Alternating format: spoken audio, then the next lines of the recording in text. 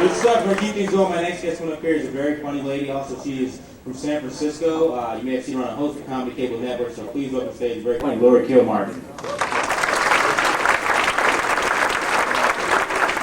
Thank you. One more time for Paul, ladies and gentlemen. And for Wendy, the cute white woman. And me, the huge white woman.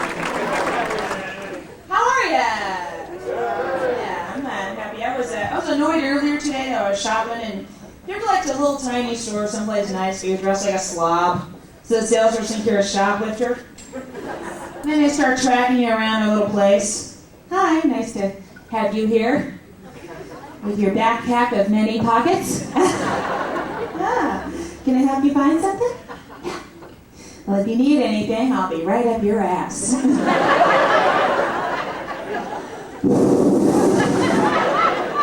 It's me. Oh, it's dark in here. That's our CD. Oh. Apparently you guys didn't visualize that one through to the bitter end. You should have gone for it, crowd. That's a fun one. I think the most annoying salespeople are telephone switchers. What do you think, crowd? Yeah. This is a great way to get rid of one if you ever do this. Hi, this is Bob calling from Time Life Books. Just interrupt him. Hi there. This is Lori answering the phone from my house. How are you today, Bob? You know, Bob, I'm answering the phone because I'd like to tell you about a special offer.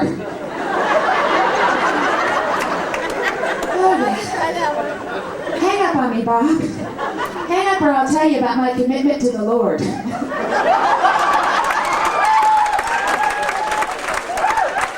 Bob is a goner. Unless, of course, Bob is a Mormon. That's a long day for you. One time, Steve woke me up 8:30 in the morning on a Saturday, which really annoyed me, but I thought it was something clever to say at the right exact second instead of 20 minutes later, which is usually what I do, you know? This is what I heard when I picked up the telephone. Hi, I need to speak to the decision maker in your home. Who is the decision maker? I am. Here's proof.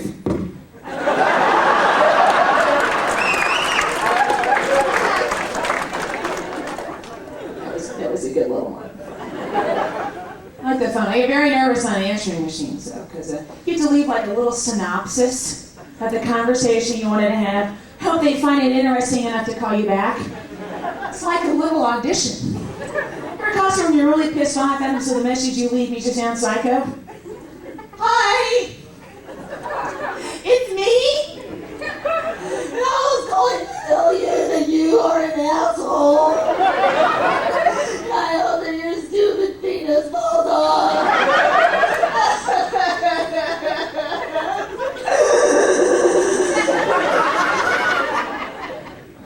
So, give me a call. I'm still thinking about you.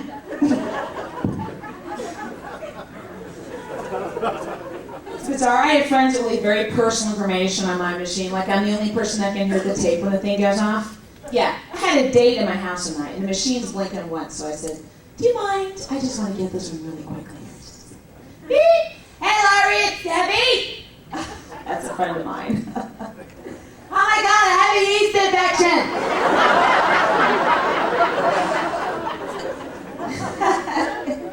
It's not a good friend. Just met her. Now she got my number. Hey, how did you get in here?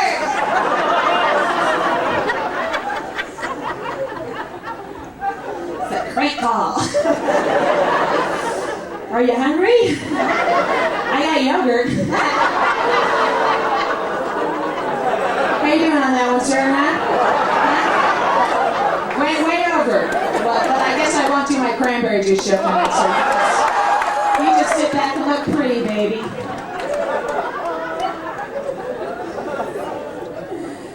Oh, you're cheering me up, crowd. I'm a little depressed with my life in general. I just moved back in with my parents. Thank you. I thought I'd tell you that just in case you think I'm a winner. Oh, you're debating it over there. I knew it. Now, I have a lot of credit card debt. Anyone else in that situation? Credit card debt? Yeah. Oh, yeah, the table running a tab. What a shock.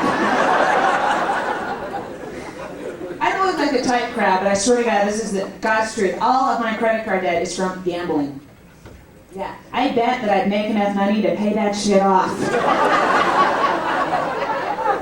I lost.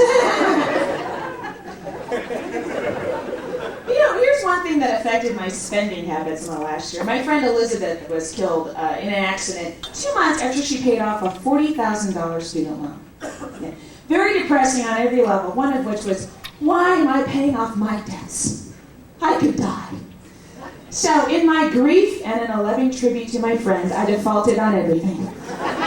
Student loans, car payment, phone bill, Visa, American Express. Swear to God, I was talking to my credit counselor the other day. It turns out, if I don't die really soon, I'm fucked!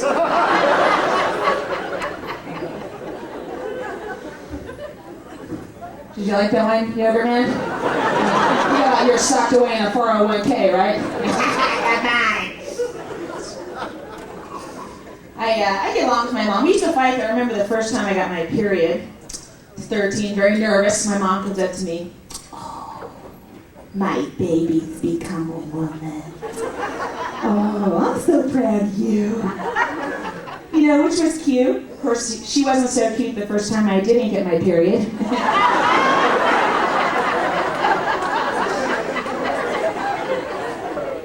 Oh, my baby's become a dirty little whore. Ho, ho, ho, ho, ho. We have an interesting relationship, my mom and I. She disapproves of everything I do, and I try to give her a heart attack. She's Irish Catholic and she's from the Midwest, so she's always doing this. Oh! Which to me is a good day. And she's a preschool teacher, and she teaches her kids like little fake swear words, you know, so they don't use the real bad words in school. Like they'll say carrots instead of damn or shit, you know. So if a little kid doesn't bring his lunch to school, they go, oh, carrot. Yeah, it's cute. The worst one is corn on the cob. That's kind of like a Montessori cocksucker.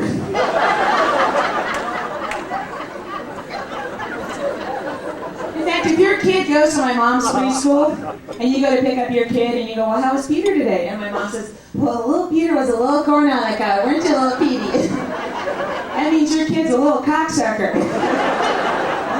They want to kick him out, but they need a tuition money.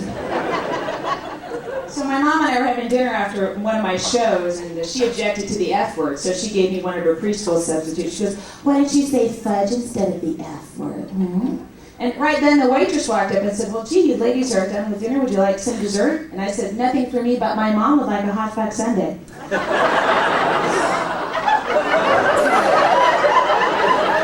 I win again.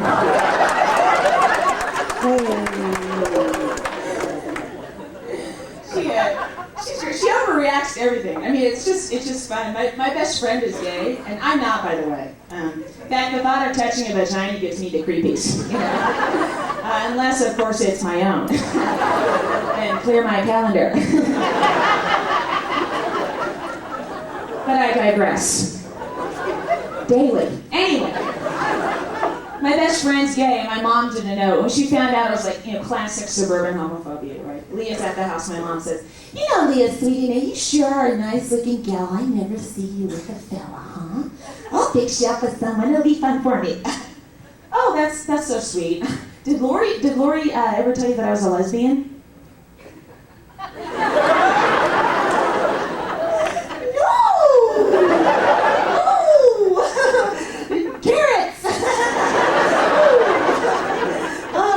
That's okay, huh? Right? You big old nutty dyke. Go Martina.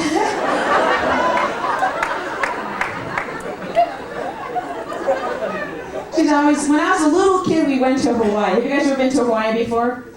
If you haven't, if you're a tourist, they'll call you howdy. That's the word for tourist, right? And my mom and I are going to some store late at night. A couple of Hawaiian guys are going, howdy, howdy. And I was really scared, and my mom goes, well, howdy yourself. You big old Samoan. Na na na na na na na na na na. She's buried there. I look a lot like my mom. People always tell us we could be sisters, my mom and I. Yeah. Of course, knowing my grandfather, we probably are. Easy, crowd, easy. Settle. It's not as bad as you think. All right. Pardon me? My grandma's here. I'd like to lodge a protest against this show. Now, my grandpa wants to be in my act, and he calls me up all the time from his nursing home. Honey, it's Grandpa. Have you made up a joke about me yet? He's an old man. I'm trying to make his last years wonderful, so I've been writing as hard as I can, and that joke happens to be the best one. So I called him and told him, hey, Grandpa, doing a joke about you. Finally, it's an incest joke. Is that okay? That's all right, honey. I like bugs.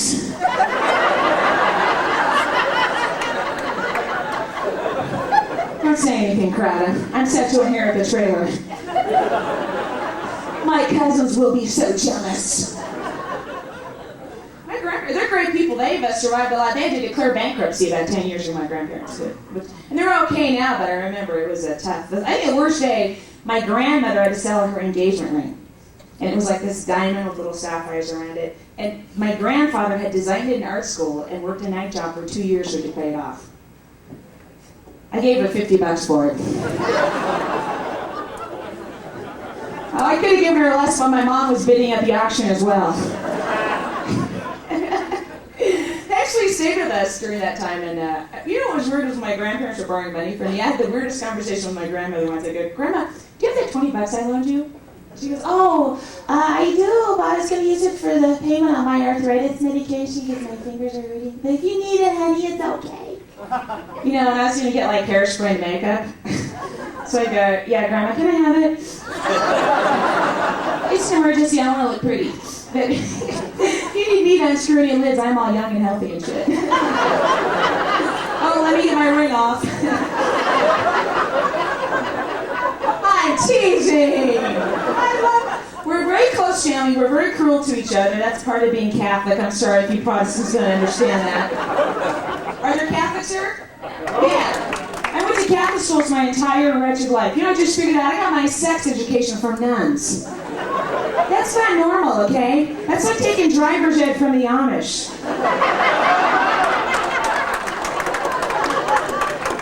You should see that joke in Pennsylvania. Oh my God. Barns explode. Quilts unravel. They call me Lancaster Lori. My mom, though, told me I was a bad Catholic for telling that joke. For telling that joke, I'm a bad Catholic. I'm like, yeah, Mom, I'd love to hear your theory on this, but I'm really late for an abortion. Gotta go. Third trimester and all of that is good. I'm kidding. You know that. I would never have an abortion unless I was pregnant. Hello. That's the only time. Now, don't get me wrong, crowd. I'm not one of these man-hating, pro-choice feminists. In fact, I actually believe that from the moment of conception, that life is a child. I just fucking hate kids. They're just gonna grow up and steal my stereo. Let's nip these little corn on the cobs in the bud, right, crowd? I know that's such a touchy topic, but I totally respect the pro-life view, although I think no matter how pro-life you are, there's always one pregnancy you hear about where you go, ooh, bad idea. You know what I mean? Where you just want to sit the girl down and go, listen, I know you a hoe. Your family is drunk psychopaths. Your boyfriend's gang-banging, drug-dealing, gonna die in prison son of a bitch. Do the world a favor and accept this gift certificate to Planned Parenthood. Boy, my sister didn't appreciate that lecture. She took it the wrong way. Now I'm not allowed to babysit my own nephew. Come to Aunt Lori, little two-pack. Come.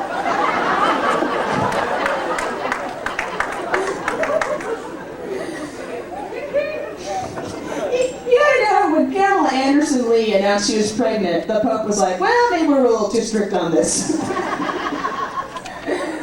A lot of religious people name their kids after icons in their religion. A lot of Catholics name their kids John and Mary. A lot of Jewish people name their kids David and Rachel. What do you think atheists name their kids? Null and void? Not to make fun of atheists. Are there atheists here today? You guys are all here on the Lord's Day, by the way. I think it's so gutsy to be an atheist, you know, because what if you're wrong? That's an awkward moment.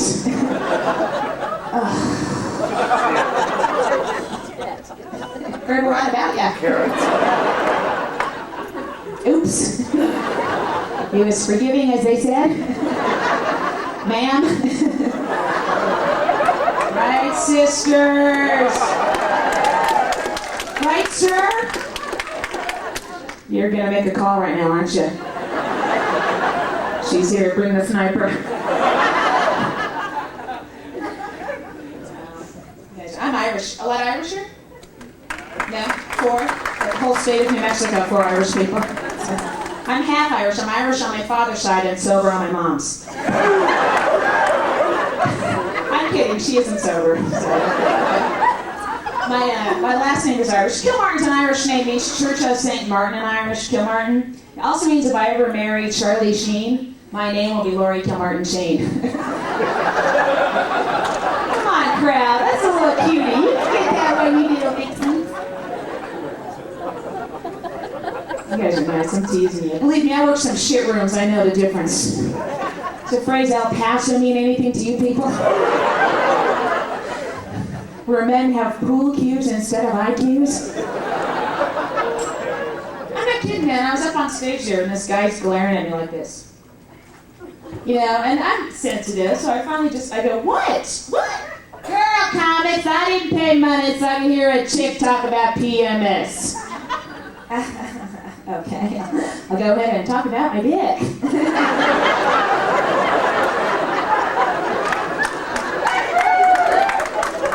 Oh, I'm all done.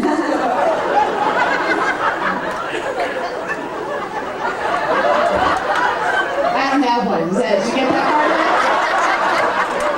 I want that to go over your head.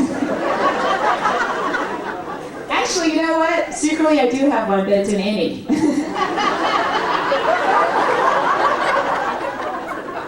You came back on the best joke. The innie joke. I know you're shaking yours in there. You know what? Oh, man.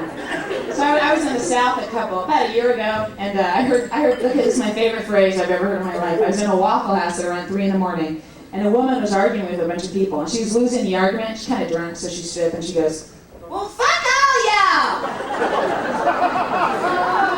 Yeah, way to cover your bases on that one, sister. Gee, it's so tiresome to go, fuck you, fuck you, fuck you. Fuck you too. No, not with fuck all y'all. Who expects Southerners to be succinct? Now, I was so excited. So I just remember that. And then I worked in England this spring, and I had terrible sex. They hate Americans there, you know. And so on the last night, I asked the MC to bring me in as a Canadian, because they love Canadians. They can't tell any difference on any accent, you know. So I'm up on stage acting all Canadian, like I got health insurance and shit, you know. I'm just killing. And at the end of my show, I go, well, you know what, you guys are great. I go, well, secret to tell you, I'm not actually a Canadian, I'm American, and fuck all y'all. Because I love my country. Anyway, you're not heckling, which is sweet.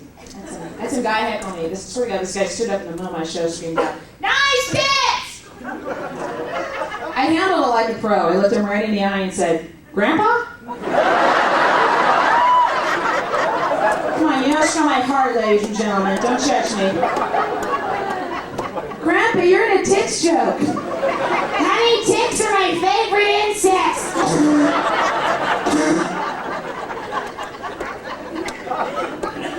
You guys all got that one. Good job. Some crowds have to scroll up. There are a lot of computer people here? Where are you? Freaking Intel, Honeywell, sons of bitches. Yeah. Is that the guy wearing a tie to the Sunday show? Yeah, get ready for work tomorrow? Don't want to be late? I'm not intimidated by you, pal. I've got a computer. It's a Tandy. It's a 286. Look at these two. Whoa. Some hardware. 286 sucks. Can't even run windows on it. I do something smaller called peepholes. Can't use quick and gotta use pretty goddamn fast. Word perfect, no. Word okie dokie if I'm lucky. Oh man, you guys are nice. I'm hungry. I tried not to eat a lot. I used to weigh 210 pounds a couple years ago. Thank you for that stunned silence, ladies and gentlemen. Jesus Christ! Those were the atheists. I was 210. I'm like 208 now, but I was 210. And I had to shop at a store near my house called Pretty and Plump. Isn't that the worst name? When you're big, that is not how you feel about your body. I would have appreciated it if it had been blunt. Instead of calling store Pretty and Plump, they could have called it fat and fucking pissed off about it. I suggested, no, that's too much to write on a check, ma'am. Our customers are busy ladies, they've got meals to get to. Okay. All I had for dinner tonight was a banana.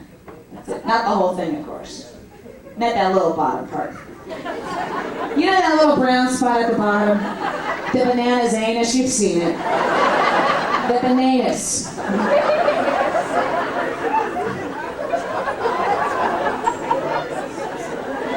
He's okay on that one.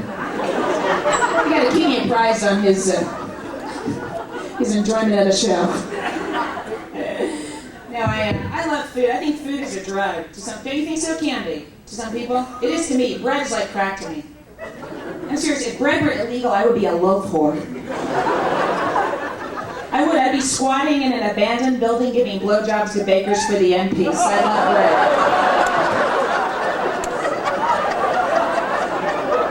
Pumpernickel? Okay, I'll do your buddies. Don't judge me, crowd. I have a disease. And it's a yeast infection. Joke is finished.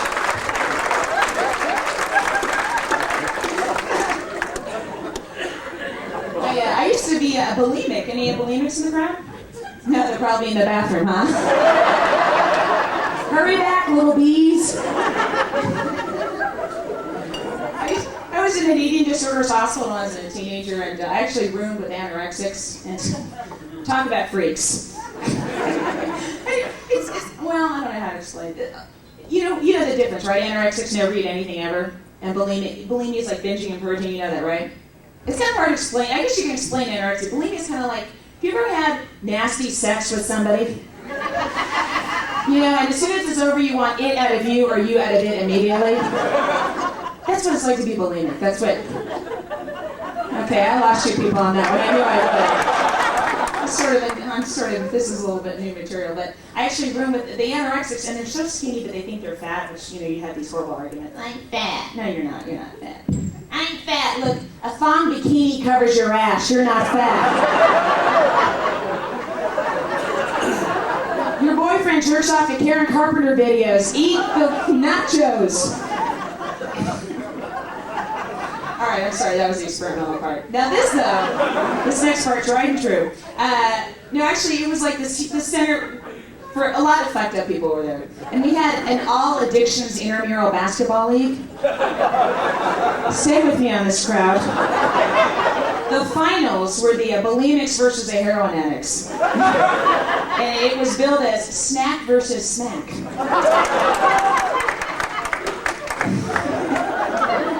We won, first of all, bulimics, great on rebound, duh. But second of all,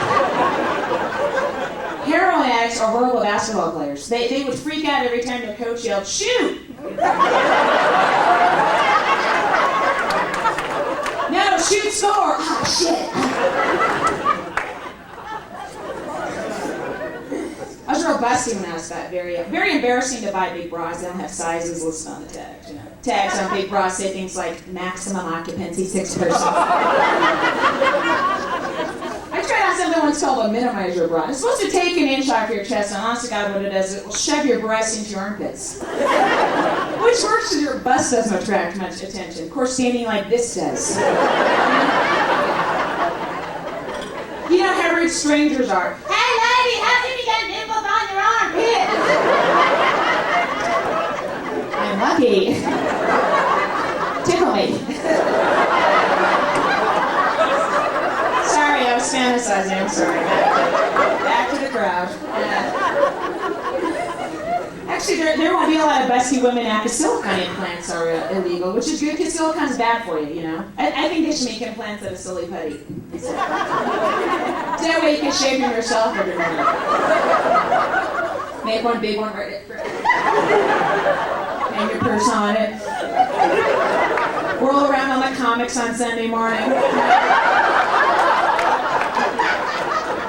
Pull them real long one day. I'm the National Geographic lady.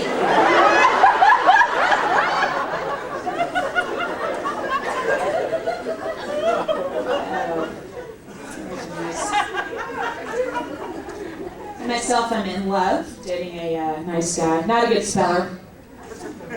Wrote me a love letter recently, started at Dear Sweaty Pie.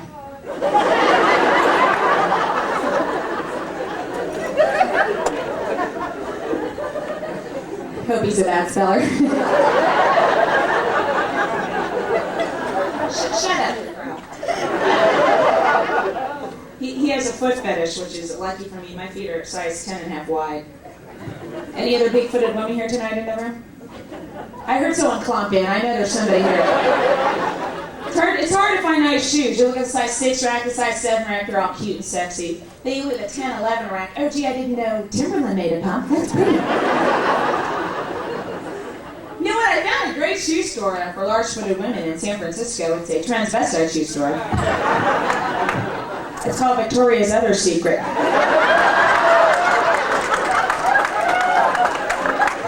She has an Audi.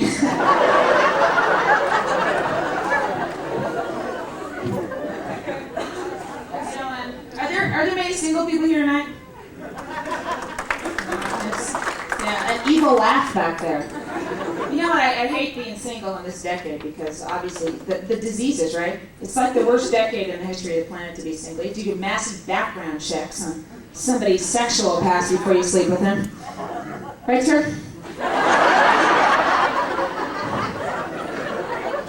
Hard to sound ladylike on a date when you're asking these questions. Believe me, I've tried. Wow, you really went all out on this one. The wine, the restaurant. Super. Say, do you have sores on your penis? No?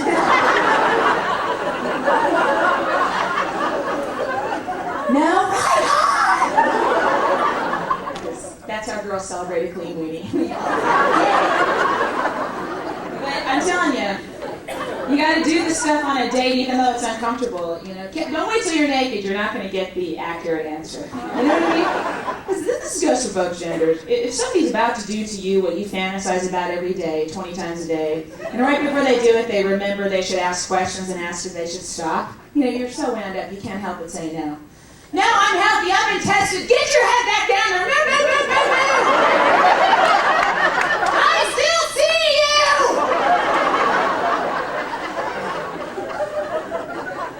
I try to be dainty for the ladies in there. We ladies are dainty. Now, here's what I do. Now, I insist on a condom no matter what, and I pretend like it's for birth control. That way, you don't even have the disease argument in the first place. This is exactly what I said to my boyfriend before the first time we became intimate. I said, Frank, right?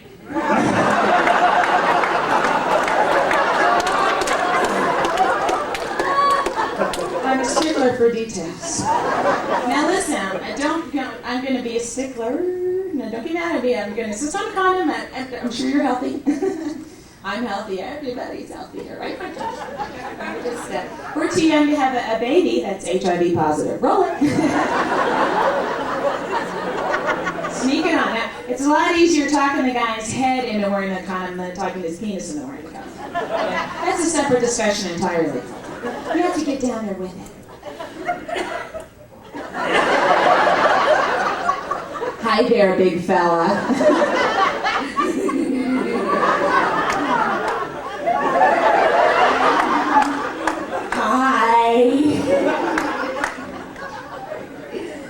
You ready to have some fun tonight? Yeah! I'm gonna burst. Ooh, don't do that. You wanna put this on for me first? No, I don't like those. I can't breathe. If you don't wear it, I'm gonna go. What color is it? It's clear. Why? Oh, 'cause black makes me look taller.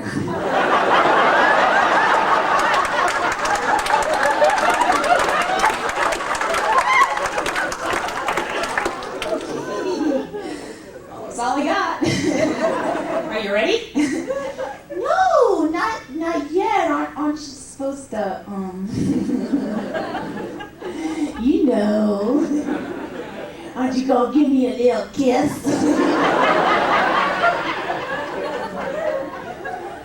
Maybe next time. Please, it would cheer me up. He's mean to me. He beats me.